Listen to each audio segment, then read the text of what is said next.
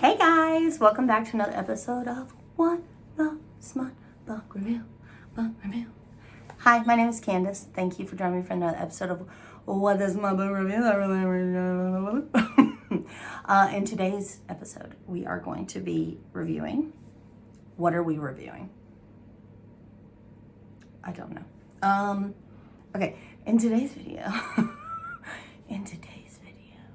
we are going to be reviewing the third book in, I know what you're thinking, Sophie Lark.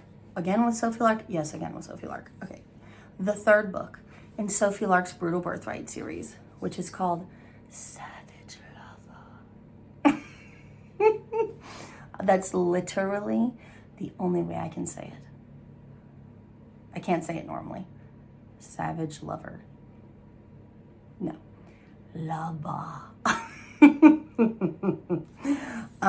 I shouldn't get highlighter all over this because this copy is going back to Amazon. Would you like to know why? Because I got it today. And hi Amazon. Hi. Hey. At Amazon. Hashtag you sent me a crunchy fucking book. Okay. Thanks for that. So I had to jump on tonight, and yes, it is nighttime. I had to jump on tonight to record this video because I wanted to have the physical book with me, but I also don't want to wait another 2 or 3 days to get the replacement book. Rock meet Hard Place, or Hard Place meet Candace, or Rock meet Candace. I don't know. Whatever. You understand what I'm saying. So this is the book that we will be reviewing today. I have finished this book. I have also almost finished Dante's book.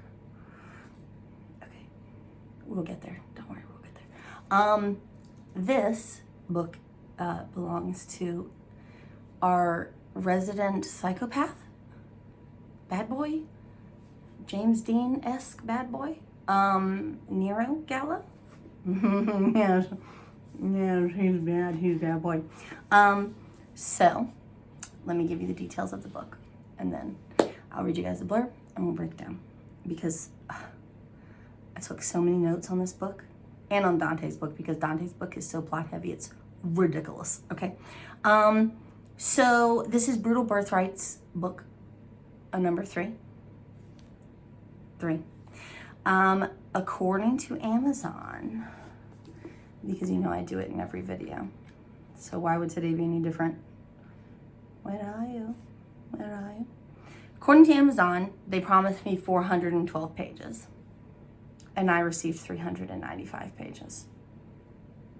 This is a trend. This is a trend that Amazon is setting about promising me 20 some odd pages, or 18 or 15 or whatever, close to around 20 pages extra that I didn't receive. So Amazon, stop getting my hopes up and then dashing them.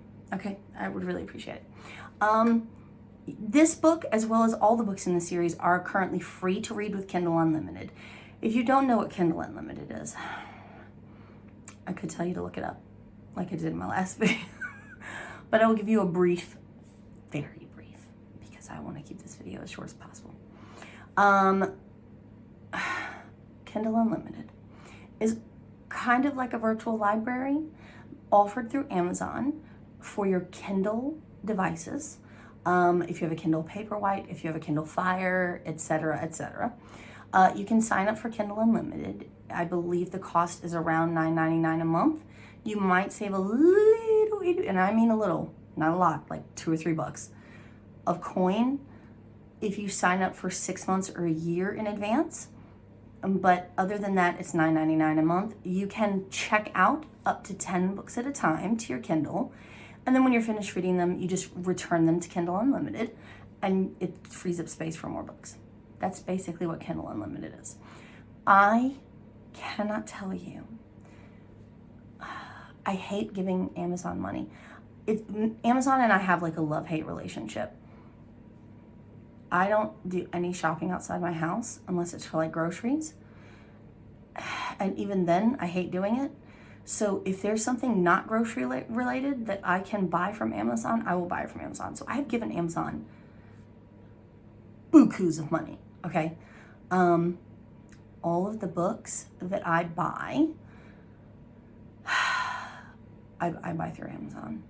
I have to, because a lot of them are trade paperbacks that are written by like indie authors or self-published authors that you can only get through Amazon or through the author's website, and sometimes not even then. If I read a book through Kindle Unlimited and I really love it, I will buy the paperback or whatever format, physical format it comes in, paperback, hardcover, whatever. If I don't like it, then I just return it and never speak of it again. That's kind of how I roll. That's like my shtick. I don't come on here and talk about books I did not care for. I only review the books that I liked.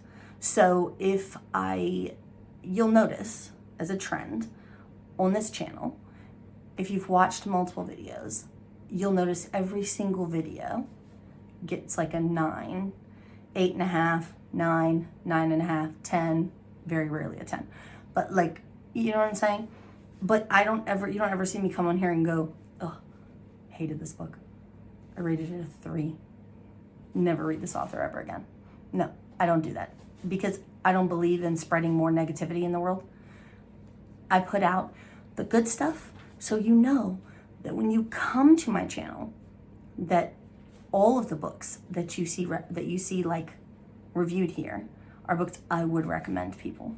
So it's a no-brainer. I don't know why I went off on a tangent. What was I talking about?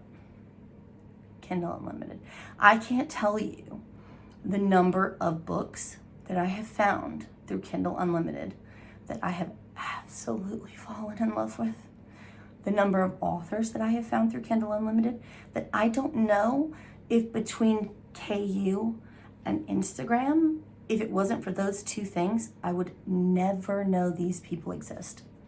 Because their followings are either small or they have like a cult following, they're not mainstream, they write things like dark romance that don't get a lot of publicity because of the stigma that comes along with dark romance, whatever the case may be.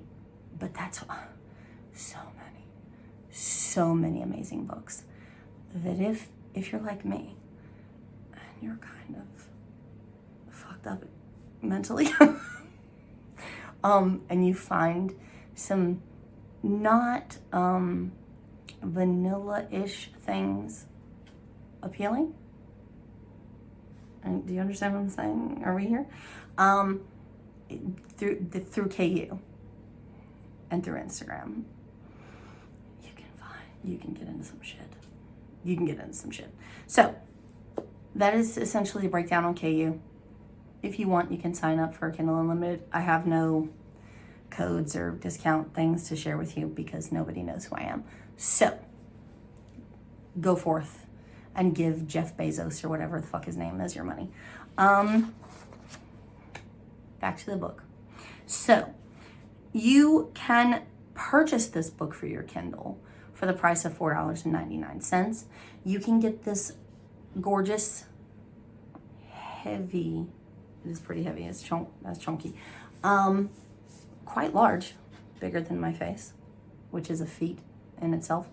And you can get this huge paperback for $14.99, which is about the going price of all of her other books in this series in trade paperback, which is a pretty fucking good deal for 400 pages worth of book. And in addition to, you know how I feel about this. The covers are printed with, can I just say thank you so much to all of the authors out there who don't opt for a glossy finish on their Amazon printed books. And they opt for like that matte, I don't even know what you would call it. It feels like a cross between like suede and leather and felt. It's so difficult to describe, but if you know, you know. Thank you for doing this because like aesthetically and sensory, it is just so pleasant to like rub. I'm sorry. I'm sorry. I'm gonna stop. $14.99, a fucking bargain. Go do it. I will read you guys the blurb, which I printed out as well as it's on the back cover of the book. But every time I pick up the book and put it back down, I shake my table like nobody's business. So I'm gonna read it from a date sheet. Speaking of, tangent number 15 so far in this video. That's 11 minutes already. I purchased this from Amazon. You're welcome, Jeff. This is a reading journal. My only complaint with this is if it was going to be paperback, I wish it was like spiral bound, but it's not. It is paperback. It's got, I think, room in here for up to 50 books. And it's essentially a journal for you to write down all of the deets for the books that you read. They have little numbers here at the bottom of like what number book you're on. Look at all this space for notes. I ordered a smaller version, not the same setup, but a smaller version of a journal, of a reading journal, and it was just like, I literally filled up the entire page, and I was 20% into the book. That's how many notes I have to take to remember the fucking plot of a novel. So I went back on Amazon and I was like, no, I need something with more space. More space, as much space as you can give me. And I found this one. And look how much space you get. So up here, it shows you choose your reading format. Under here, you can rate the book in different categories. Up here, it has all the deets, title, author, the date you started it, the date you ended it, overall impressions, notes and quotes from the book that you want to keep. There is also in the very front 2 pages for you to keep a reading log of the books that you have read so far, and as well as the overall rating for those books. In the back, well, first things first, the very first page, it has this super cute little illustration where you can write the titles of the books that you have read on actual little books. How fucking cute is that? And then in the back, it has pages for just extra, literally, just extra pages for notes. Extra pages for notes and books to read. Books to read. Not books you have read, but books to read. So, I've been using this for the last 2 books that I've read. And it's so much better. It's so much better than that small thing that I had. This cost about, I want to say it was like $8. It's like $7.99, $8.99, something like that. I'll link it down in the description box below so that you can go buy it if you're interested in purchasing it. I'm not getting any money for endorsing this. No one is monetizing me in any way for any of my videos ever in the history of ever. I have had a few, not even really sponsored videos, but like where I've tested out like reading related products in exchange for an honest review, and I've gotten a few like free little bits from that. But aside from that, no one pays me to do this. This is just one of my 500 hobbies that I do, and then complain that I have no time, and then I'm stressed out, and then I'm stretching myself too thin. So, you're welcome. So, I will read you guys a blurb. I know, I'll bring it down, okay? So, it says in bold, it says, "There's a reason I never go to parties, ... I saw him in a cloud of smoke, like sin made flesh. Even bruised and battered, I'd never seen anything more beautiful. Unless I hate myself, I should stay far away from Nero." In bold. "He's a heartbreaker, a mess maker, a walking disaster. Here's the problem. I'm in deep trouble with a dirty cop. The only person who can save me is Nero. We're not friends. If he saw me drowning, he'd throw me an anchor. But he's the only chance I've got. He's no hero. He's a savage lover." Okay, so obviously you can tell that this is from the POV of the main female character. Her name is Camille. Underneath there are the Lark notes, which is super cute, and I really appreciate Sophie doing that at the bottom of every listing in Amazon. She has like a little Lark note, which is like her own little personal thoughts on the book.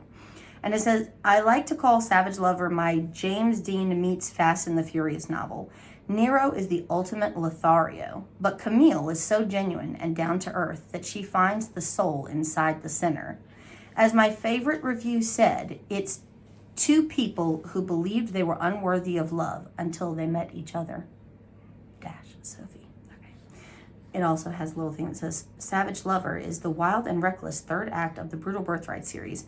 It's a standalone bully mafia romance, complete with HEA and no cliffhangers. It contains blazing hot bedroom scenes for mature readers only. 3 exclamation points. Oh, boy, does it. Okay. Boy does it, though.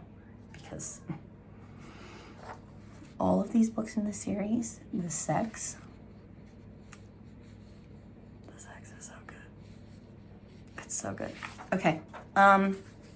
So, as you can see, I used my book to take notes. So I'm going to be referencing this and then cutting out the bits where I reference it and make you believe that I remembered everything, because that's just how good the book is. Really, that is how good the book is. But my brain is terrible, so let's just roll with that. Okay, I'm making you think that everything's here, but really it's half here and it's half here. Okay, so let's get started. The 2 main characters for this book are Nero Gallo and Camille. What the hell is her last name? Camille something. I forget her last name because, of course, I forget. And I didn't write it down anywhere because I'm a loser. So, I want to say this book, and really, to be honest, with the exception of maybe the last book, the author seems to, or at least the impression that I got, was that Sophie has given her female characters a little bit more backstory than her male characters. Like, I want to say that, the books are geared to, like, you want to, how can I put this? You go into them with the impression that the main person in focus is the male character, because you've seen the male character in previous books, whether it be cameo related or whether it be a family member or whatever. You have a history with the main male character for the book. And where yes, he does have a backstory and he does have stuff going on with him, the female characters who are introduced for this book and for the next book, Dante's book, are female characters that we have not seen before, who did not make cameos in the first 2 books, and so they're really coming out of nowhere. And their story, their backstory, the trauma that they go through throughout the book, etc., feels heavier to me than the male portion of the book. And I'm fine with that. That's perfectly fine. I actually like that. It connects me with the female character as much as I feel connected to the male character, because I come into it with high hopes already regarding the male character because I know him, right? But over the course of the book, you also get attached to the female character based completely on the way she's been written, her backstory, and her present story. And does that make sense? I feel like I'm not making any sense. I feel like I'm rambling, but it almost evens the playing field. Whereas I would have initially thought that I would have come into this book being completely and totally obsessed with Nero, and I was.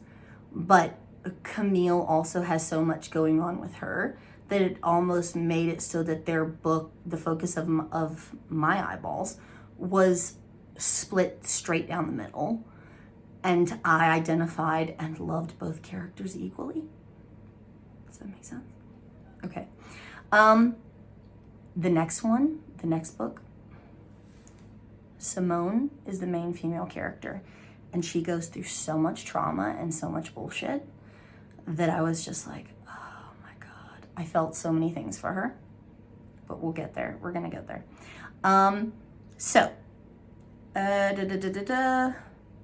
I read this book on my Kindle. Like I said, it's free to read with KU. So I read it on my Kindle, but I also did a little bit of the audiobook when I worked. So the audio, and that's another thing that I really appreciate about this author and this series, is that each audiobook has a new set of narrators. Because the books alternate POVs between the main male and main female characters, every audiobook does not have the same two people narrating, which I enjoyed, because it's like a double-edged sword. You either find two narrators that you really love, and so you don't mind hearing their voices over and over, describing, like, playing different characters, because they're good. When it comes to switching up the narrators book by book, it gives you a fresh idea of what the character sounds like, because they're using a new narrator, but you also run the risk of the narrator not being good and it ruining the whole book for you. And that was not the case with any of these books. Each book has had its own set of male and female narrators, and each one I enjoyed and liked the way the narrator sounded, which is a massive plus, because I'm one of those people where even the pitch of, like, the female's voice, if it's too high, if it's grating in any way, I cannot listen to the audio at all. I will immediately turn it off and just have to read the book. And when that happens, it takes me longer to get through the book. Not because the book is terrible or because the writing is shit or whatever. It's just I'm a slow reader. I have a 5-year-old. I have a 9-to-5 job. I have an Etsy bakery. There's so many other things going on in life that the time that I can use to listen to audio far outweighs the times when I can physically sit down to read on my Kindle. So that's something I really appreciated about this series, is that each set of narrators they're very good. I really enjoyed their voices. Even when they imitate the other character, like the other gender, it wasn't off-putting. Does that make sense? You know what I'm saying? So 24 minutes in, I haven't explained anything about the plot. It's difficult. Okay, so like I said, the two main characters for this are Nero Gallo and Camille. Camille is the main female character. Nero and Camille knew each other in high school. They did not run in the same circles by any means.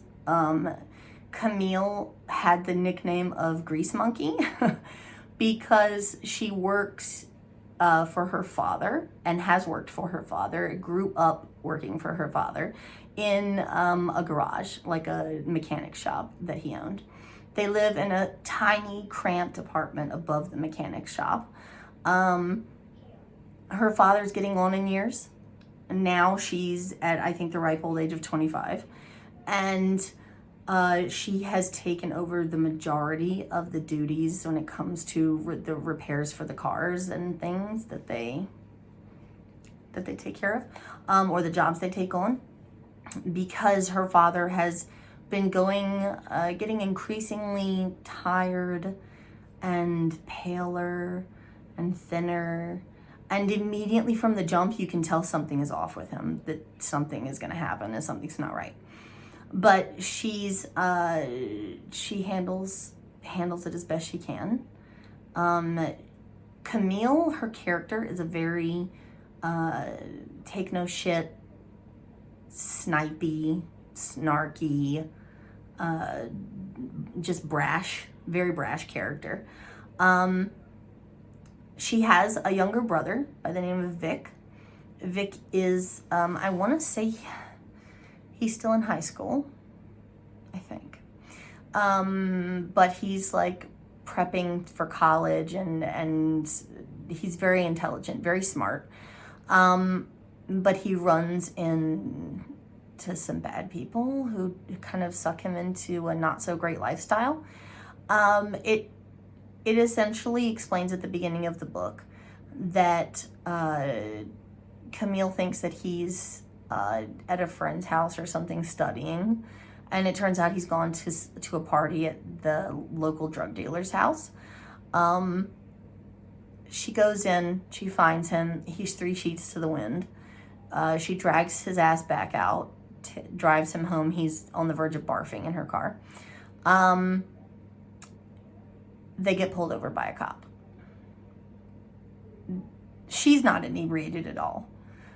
He is definitely inebriated. The minute that she stops and pulls the car over, he opens the door and just throws up outside. The cop comes over, sees him, makes him step out of the car. He's searching him. He finds a baggie of pills in his pocket. In searching the car, the cop finds his backpack, which contains a large baggie of like 100 and some change pills. Turns out the pills are ecstasy. He's basically selling drugs for the local drug dealer. Camille steps up and says, those aren't his, those are mine. And the cop's like, really? And she's like, yeah, they're mine. And he takes the book bag with the pills and everything. He gets her information, and then he lets them go. And she's like, what? Why are you letting him? And he's like, I'll see you tomorrow. I'm going to come by and talk to you tomorrow. And she's like, okay. From the jump, you get that this cop is not right. He's borderline stalkerish and skeevy. He's a young cop, and by any definition would probably be described as handsome. His name is Logan Schultz. And at first you think, okay, he's a crooked cop. He's going to take the pills, he's going to keep them, he's going to do whatever. Kind of, but not really at the same time. He lets them go. They get home. Camille reads Vic the riot act. She's like, you're wasting your fucking life. What are you doing with this shit? So he promises he's not gonna fuck around with those guys anymore. He's gonna go to his AP classes. He's gonna start taking all these extra classes to get into college early, etc., etc. He's gonna buckle down. She goes back to business as usual. Schultz shows up at the garage the next day.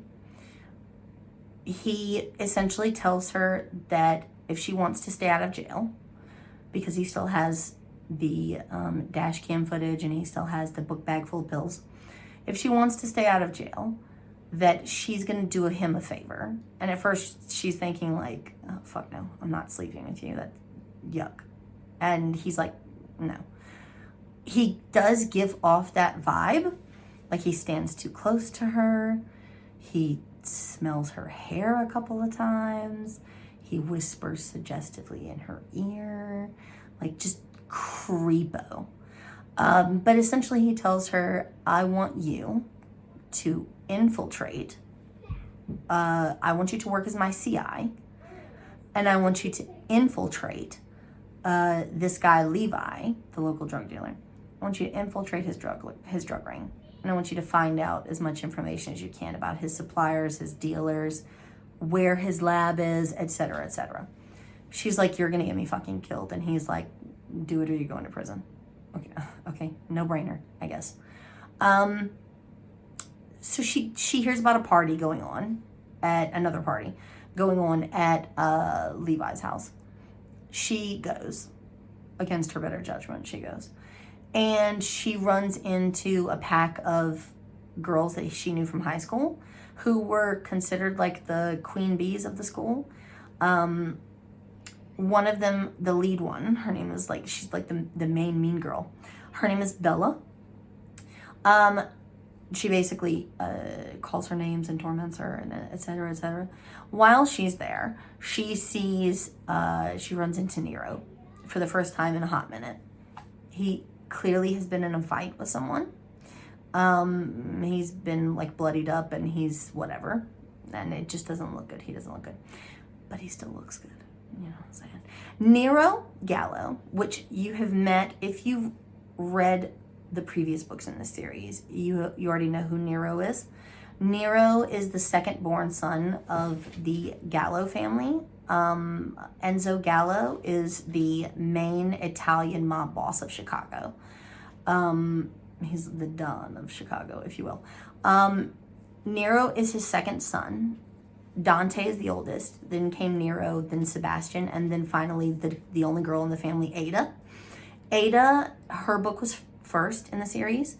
They have a rival, or at what was one time a rival family, the Irish mob, which was the Griffins. Nessa Griffin, the youngest Griffin, had her book was the second book in the series, the one before this one. So Nero is the second born Gallo. He is a playboy. He is a car enthusiast, which immediately you're kind of like, oh, okay, so him and Camille line up really well because they're both into cars. He restores vintage cars. He does all his own work on his cars, and he also does like street racing and things of that nature. Nero seems very cocky. He is cocky, but he seems very cocky. He seems very devil-may-care. He seems very flighty. Nero is actually he's fucked up. He's very fucked up. When he was very young, his mother passed away. Everybody makes it out as if it just kind of played out in the background for most of the other books. It's mentioned that his father and mother were very much in love. And his mother came down with what they thought was the flu. And it turned out to be, I think it was like meningitis. And she died from it inside in the house. What nobody knows is that Nero was with her when she died. She was supposed to be resting. The kids were supposed to be leaving her alone. Nero snuck into her bedroom and laid down beside her on the bed.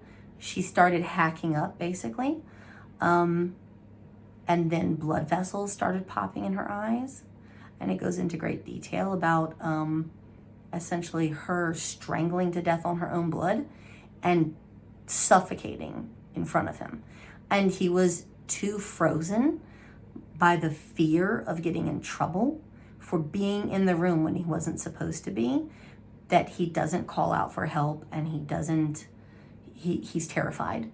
And because of that, he just freezes up and watches his mother die in front of him. And then once he comes to his senses, he runs out of the room, but doesn't tell anyone that he was there. So he's grown up with very little regard for life. He sees it as here today, gone tomorrow. Nothing means anything. It doesn't. So he literally flies by the seat of his pants through life. He's all about pleasure. He's all about,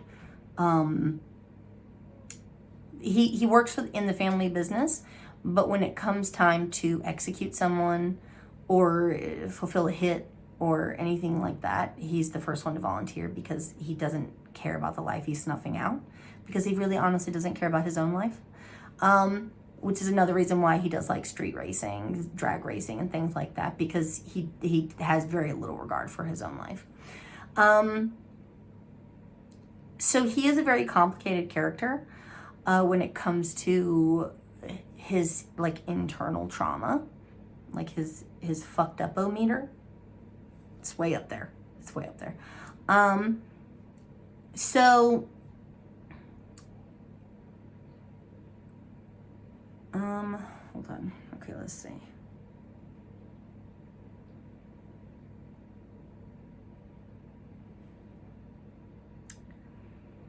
So over the course of the book, they kind of continue to have run-ins with each other. And she continues to be basically, essentially stalked by this cop, who has now turned his attention from, I not only want you to get info on Levi and his drug gang, but I also want you to spy on Nero Gallo. I've been following you around. I've seen you've been spending time with him. I want you to get information on the gallows, and you're going to report back to me. And she's like, no, I really don't want to do that. And he doesn't really give her much choice. She doesn't really tell him when it comes to Nero. She doesn't really tell him anything of any real value. She tries to stay focused on the information coming out of Levi's drug den. So when she realizes that her brother has been dealing for him, she goes to him and she's like, my brother's not dealing for you anymore. Like the pills are gone. I don't know what to tell you. And he's like, your brother owes me for 100-something pills. You're going to get me the money or I'm going to kill you. And in addition to that, you're going to work for me as my new dealer to replace the dealer I just lost and your brother. He doesn't really give her much choice either.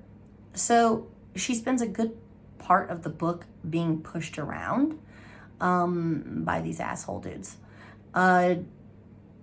She's kind of stuck between a rock and a hard place, but her main focus is taking care of her dad and finding out what's going on with him and keeping Vic on the straight and narrow to make sure that he goes to college and make sure that he does, like, becomes something and makes something of himself. She sees it as her time has come and gone. She's at the best she's going to be, like that. This is her lot in life. I'm a mechanic and I work to barely put food on the table in this decrepit garage with tools that are 1,000 years old, but I get the job done and I take care of myself. Throughout the book, you see more and more signs that there's something seriously wrong with her father. Finally, it gets to the point where she has to take him to the hospital. And they do x-rays and they do whatever, and they find a mass in, I think, one of his lungs. And it turns out he has cancer. So they have to set up like payment plans to try and get him into surgery and get the tumor removed. And then he goes through radiation treatment, et cetera, et cetera. Meanwhile, Vic is buckling down, concentrating on his schoolwork, keeping his promise of, I'm done with all that drug stuff and I'm going to make something of myself. She doesn't have money to send him to college. So she comes up with this scheme to extort money from who she believes to be Vic's biological father. Their mother essentially abandoned them at a very young age. She walked out on Camille and her father. A couple of years later, she shows back up on the doorstep with a small child who is obviously not biologically related to Camille's dad. But he takes the boy in and raises him as if he were his own. And in the meantime, Camille's mom, who had her at a very young age, goes off and becomes a stripper and then an escort. And then she just drops off the face of the planet altogether.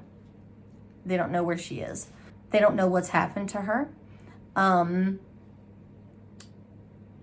You hear like little bits and pieces about her working at one of the strip clubs in town. So she is around. She was there. So she was for many years in the same small town, or in the same town as the same portion of Chicago as her kids. And she didn't call, and she didn't visit, and she didn't nothing. So Camille's very bitter about that. Vic doesn't seem to care one way or the other. It doesn't really seem to faze him. And when Camille brings up the whole, do you want to find out who your dad is? Do you want to know? He shuts it down. He doesn't care. He doesn't want to know. It doesn't matter to me. It's irrelevant. So Vic in passing mentions that he has like a very rare condition with his, like, it's something to do with his eyelashes. I forget what it's called, but it's apparently where you're born with two distinct rows of eyelashes, making them appear thicker and fuller and whatever. And Camille makes a connection that she's seen eyelashes like Vic's before in Bella, the bully, the mean girl from her high school. So she starts to have these suspicions that maybe Bella's father is Vic's biological father. She manages to snatch a handful of Bella's hairs out at a beach party and has them DNA tested against Vic's toothbrush. And it comes up and says that there is a match. So she comes up with the idea to extort money from Bella's father, who runs, he's either the owner or the manager of a gigantic bank in Chicago. So she comes up with the idea that she's going to extort money from him, just enough to take care of her dad and his medical expenses and to get Vic through college. Because she sees it as, you owe him. You owe Vic God knows how much child support you would have had to pay. I think she asked him for like $50,000 or $100,000 to make them disappear. She has a meeting with him. Finally, she tracks him down. She has a meeting with him. He essentially calls her bluff and says that he's not giving her a dime. And he scares her enough that she chucks that idea out the window because he essentially threatens her life. And she runs out. So, this combined with Nero, his family is currently developing like a huge construction project that's down by the lakeshore, and they're running out of money. If you remember from book 2, Stolen Heir, Mikołaj Wilk, the Polish mafia boss, extorted them for a lot of money. So the investors and stuff that they had, which was the Griffins, well, a good chunk of money came from the Griffins. The Griffins have now lost a whole bunch of money being extorted by the Polish mafia. And so their liquid funds are drying up and their construction project is stalling out. So Nero really wants this project to go through. It's the first time you see him in the book taking an interest in something serious and adult and whatever. And so he comes up with the idea of robbing the vault in the bank that's run by Bella's father. So even though he doesn't want anything to do with Bella, he initially tries to sweet talk his way into the bank to get like the specs of what's going on in the routine of the guards down and where the camera placements are and that kind of thing. He gets caught by Camille while he's there, by the way. This is after they've had their first kiss. And Camille is like,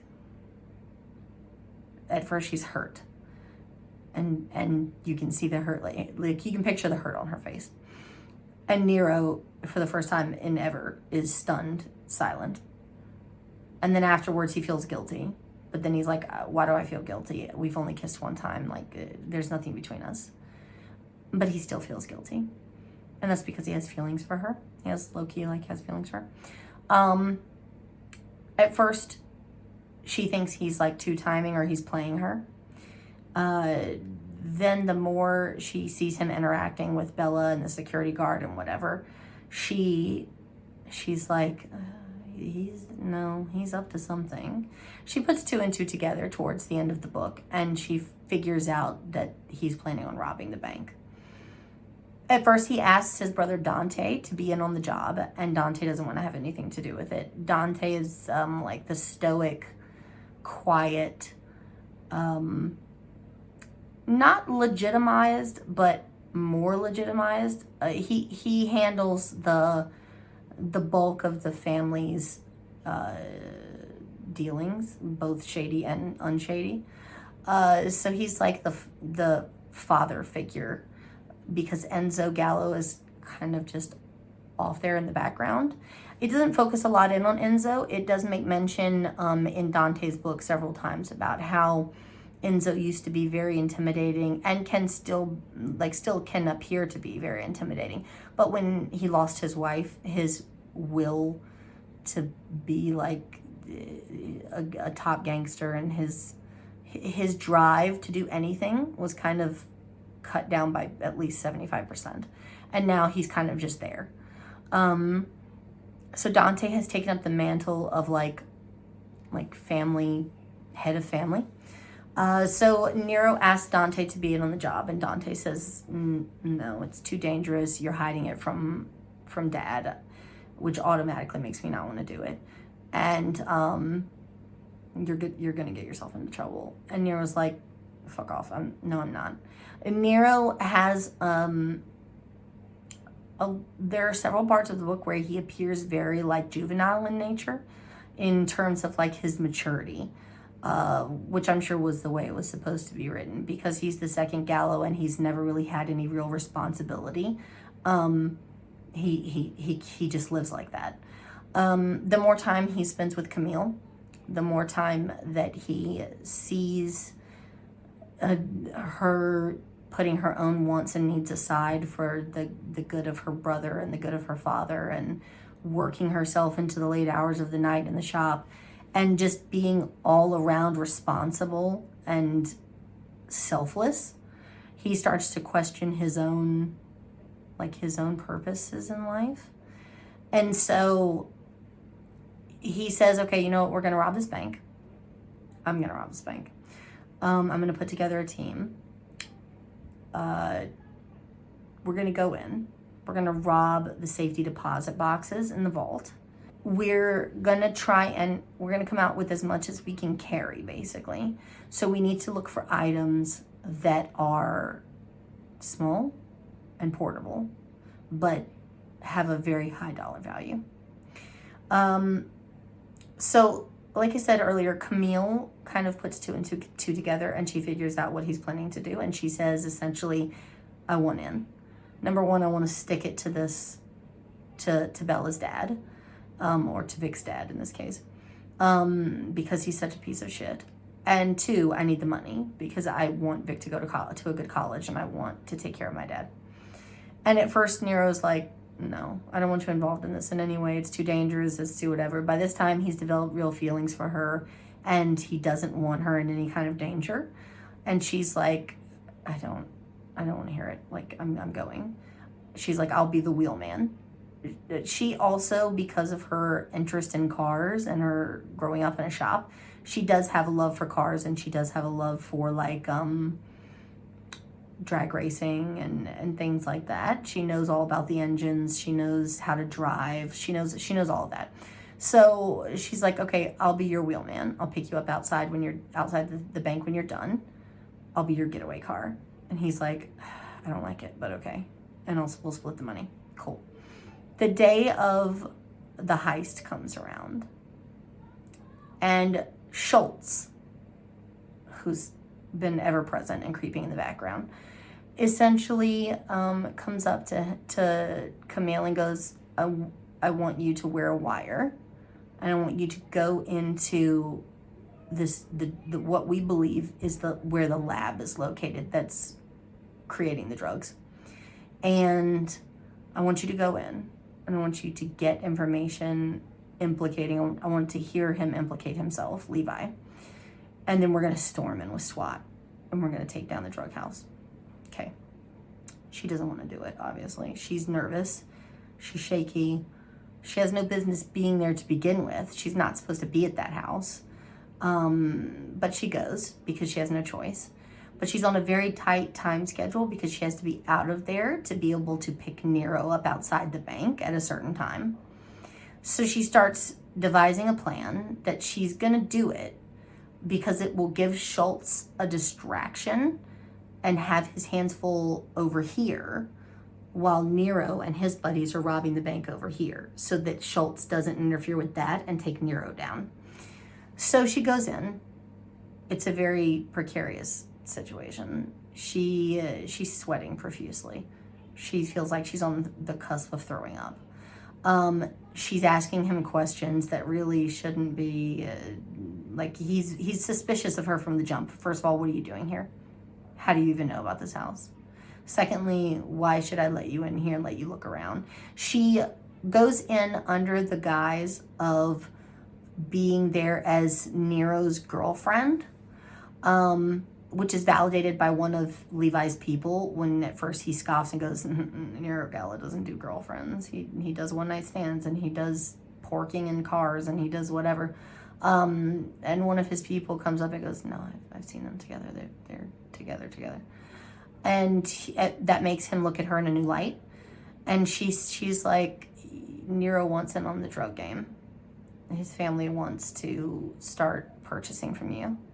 But he sent me in to look at your setup because he doesn't believe that you have a legitimate lab. He doesn't believe whatever. So Levi, because he has a big head and because he's a thug, and he's an idiot to begin with, but he's also not an idiot. He's street smart, but he's also an idiot. He takes her down into the basement and he shows her the lab. She's getting tons of good information, and she's just waiting for Schultz and the rest of the narcotics team to bust the door down, but she doesn't hear anything and nobody's coming, and she's starting to freak out. And then somebody's like, what the fuck is that?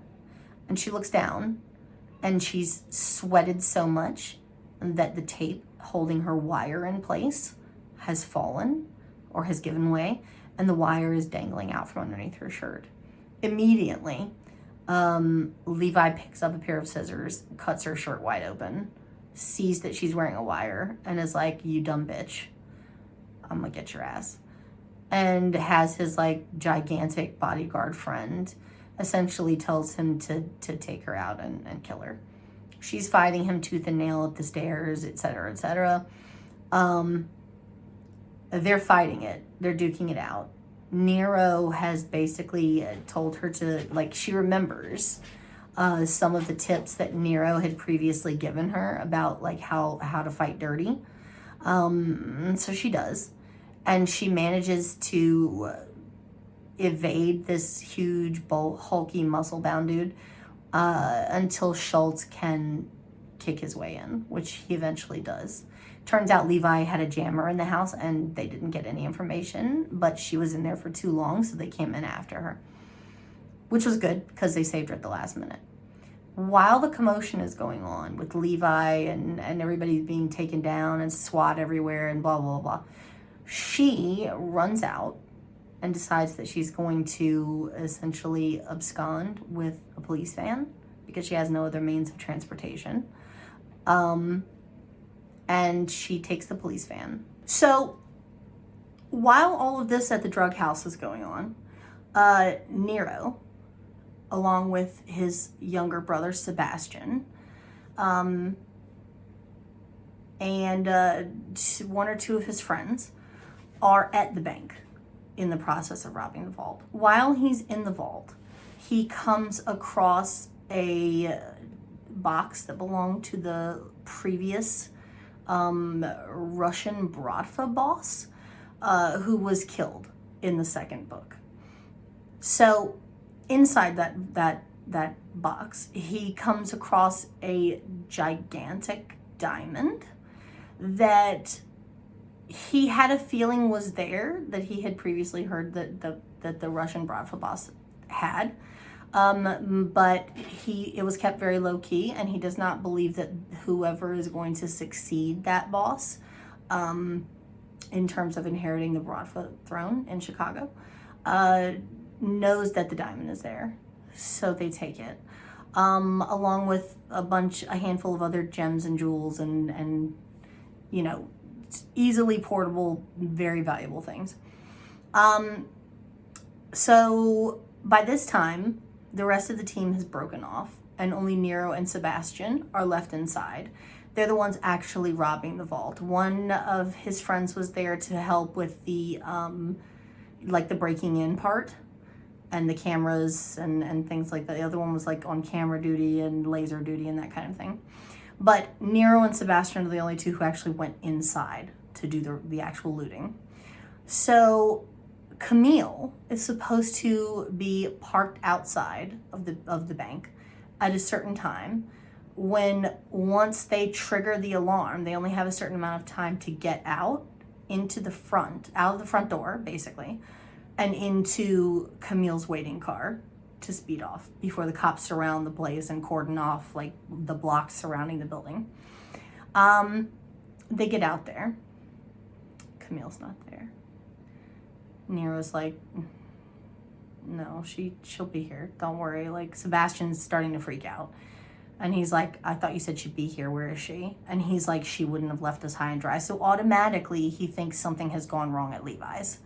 And so he's starting to low-key freak out as well. Not because he doesn't have a ride, because they could just try and make a run for it, but because he's worried something bad has happened to her. While they're standing there waiting for Camille to show up, they have few precious seconds, minutes before the cops surround the place. They hear something behind them, and one of the guards, who was not even supposed to be on duty, so who was probably there up there in doing shady shit himself, walks up behind them with a gun and is like, freeze, you're caught, you're fucked. They think for a hot minute, we're fucked. And then a hulking figure comes out from behind one of the pillars of the front of the building and basically puts the guard in a chokehold and knocks him out cold. And it's Dante. He knew Nero was gonna fuck up.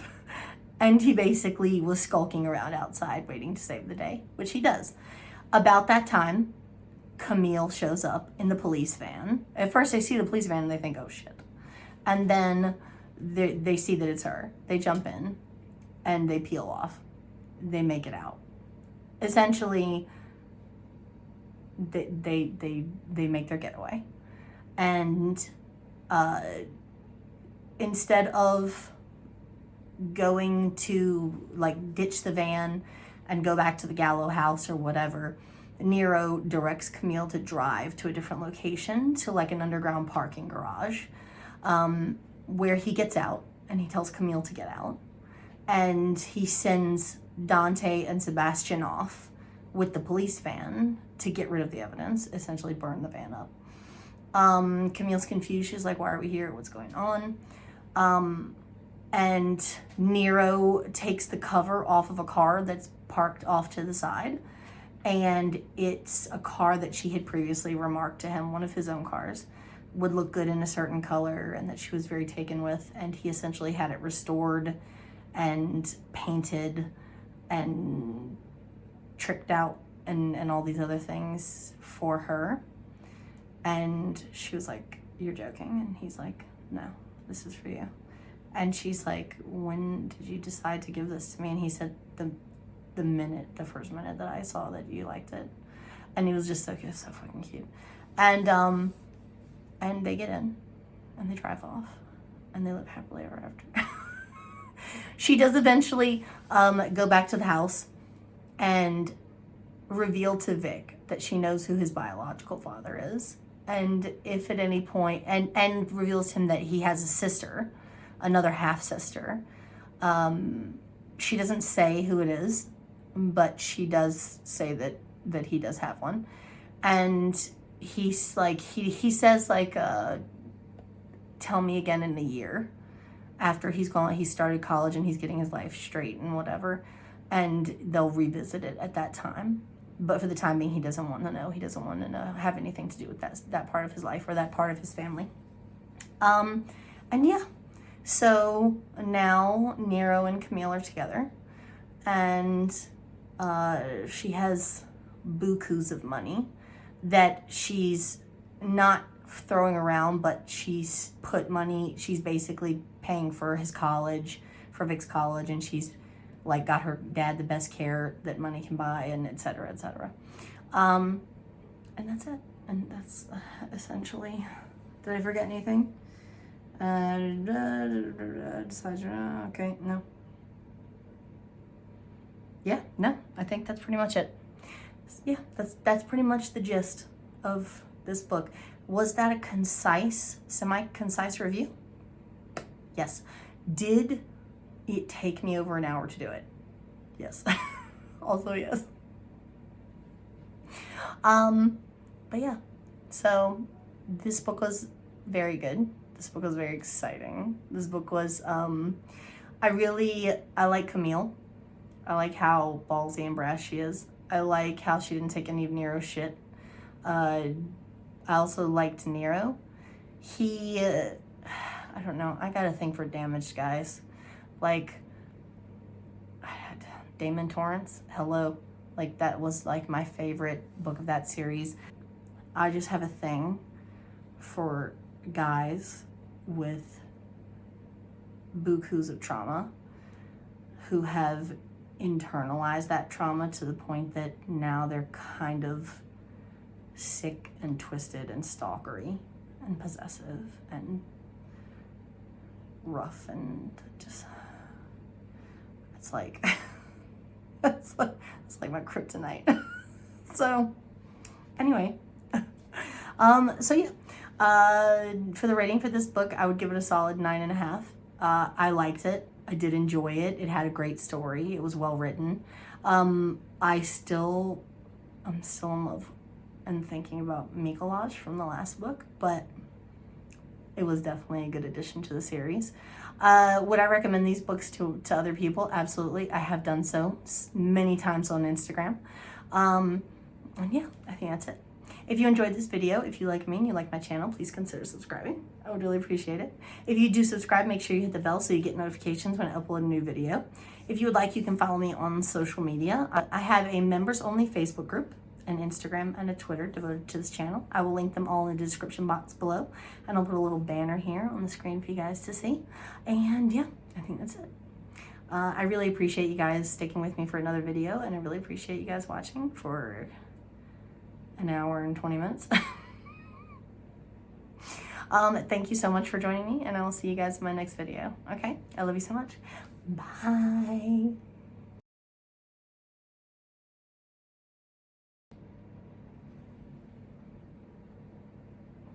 What?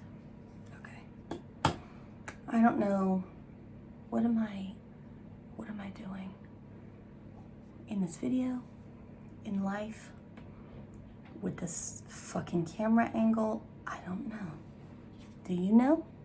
Because I don't know. Okay. Bow chicka bow bow. And I'm back. Okay. All right. Let's just get some. No, I hate that. I don't know why I hate that, but I do. Okay.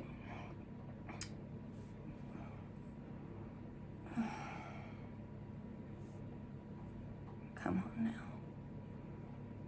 Come on now. Bowl cut. Hello. Okay. All right. Stop fucking around. You're wasting storage. You're wasting storage. Stop. Okay. What the fuck am I even doing? Put you up there. Put you over here. I don't know what I'm doing. Okay. Okay. All right. Let's just get into it because I don't know. Okay. Like that's kind of how I roll. That's like my, unless I hate myself, I should stay away no. And obviously, yes, here we have Neo's book. Neo. God, I don't know why I keep wanting to do that. Neo. His name's not Neo. His name is Nero. They don't know what's happened to her. Okay. My camera is probably fucked up. My angle is probably fucked up because I ran out of storage. Of course I did. Of course I did. Okay. So where the fuck was I? What were we talking about? Steals, blah, blah, blah, blah. I also have, I have a members only Facebook group, an Instagram, and a Twitter developed.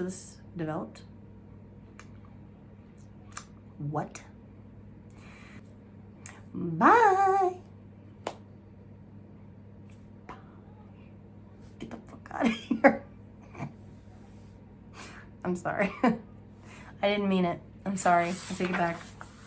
If this gives you any indication, these were my notes for Camille and Nero. You see it, right? You see what I have? These are my notes for Simone and Dante. So, full-length feature film coming at you soon, because it's gonna take me a fucking long time to explain that book. And I'm not even finished with it. I still have like another, I think, like, God, I don't know, like another 10, 15%. I think I'm at 80. On my Kindle, I think it says 83%, 85%. So, yeah, you got that. We got that to look forward to, so. Okay, I am so parched. Why am I dripping? Pause. Why is this cup dripping?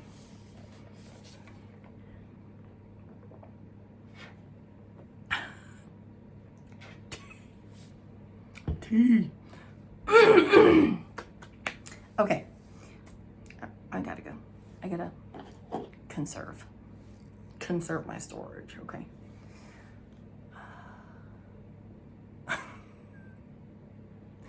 Please ignore all of the little floaty things you see in front of your camera. I don't notice them when I'm recording, but when I edit my videos, I can clearly see like the little pieces of fluff or dust or whatever. I'm pretty sure it's Freckles' hair or fur or whatever you want to call it that's floating around in this room. And like randomly I'll be editing and I'll see like a piece of fluff float by the screen and I'm like, you motherfucker. Ignore that.